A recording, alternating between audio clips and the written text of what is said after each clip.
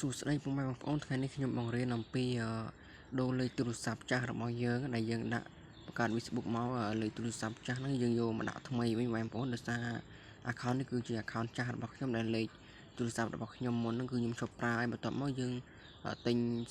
ញ SIM មកយើងបានលេខថ្មីអញ្ចឹងយើងចង់ដាក់លេខទូរស័ព្ទយើងថ្មីនៅក្នុង Facebook ដែលយើងប្រើប្រាស់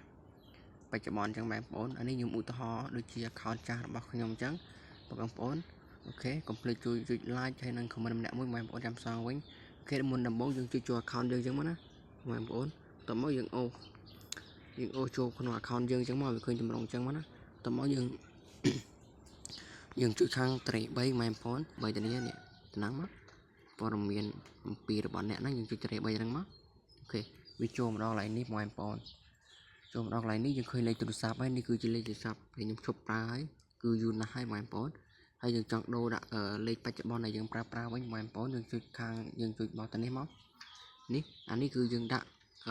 Gmail កន្លែងយើងនេះយើងជួយកន្លែងទម្រង់ Gmail យើងសិនមកយើងចុចរួចបន្ទាប់មកគេទៅសេថាគ្រប់គ្រងព័ត៌មានទំនាក់ទំនងជួយខាងលើគេហ្នឹងមកអូខេចូលមកដល់នេះគឺយើងចុចនេះកន្លែងនេះបងប្អូនចង់ដូរ Gmail បានតែខ្ញុំអត់ដូរ Gmail ទេយើងដូរតែលេខទូរស័ព្ទមួយបានហើយយើងជួយខាងនេះមកនេះខាងលេខទូរ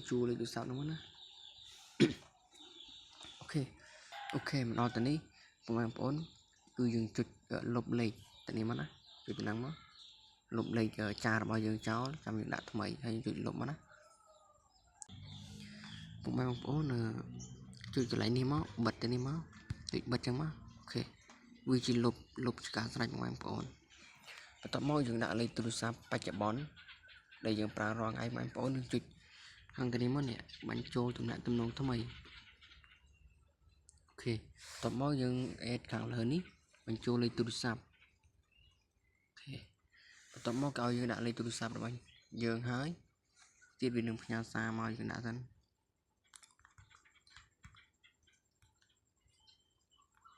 េះគឺជាលេខទូរស័ព្ទរបស់ខ្ញុំបាទបន្ទាប់មកយើងដាក់លេខទូរស័ព្ទយើងហើយយើងចុចបន្ទាប់មក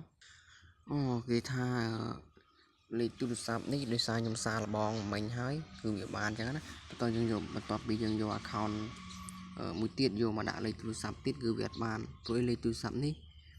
យ៉ាងហោចណាស់គេដាក់បានតែ2 account អញ្ចឹងណាដោយសារខ្ញុំដាក់ account នេះទី3ហើយអញ្ចឹងវាអត់បានអញ្ចឹងបងប្អូនបើសិនជាពុកម៉ែបងប្អូនថ្មីអញ្ចឹងលេខទូរស័ព្ទដែលយើងទៅទិញមកថ្មីអញ្ចឹងយើងអត់ដែលបានដាក់ចូលក្នុង Facebook គឺវានឹងចេញ 100% យើងចុចបន្ទាប់មកវាហើយជាការស្ដែងម៉ែមកដោយសារតែខ្ញុំបានដាក់លេខទូរស័ព្ទនេះនៅក្នុង Facebook មួយទៀតហើយអញ្ចឹងទៅវាអត់លោតឲ្យអញ្ចឹងបងប្អូនវីដេអូនេះមានតែប៉ុណ្្នឹងទេបើសិនជាអត់យល់ comment បានខ្ញុំធ្វើវីដេអូបង្រៀនបន្តទៀតបាយបាយជួបគ្នានៅវីដេអូក្រោយ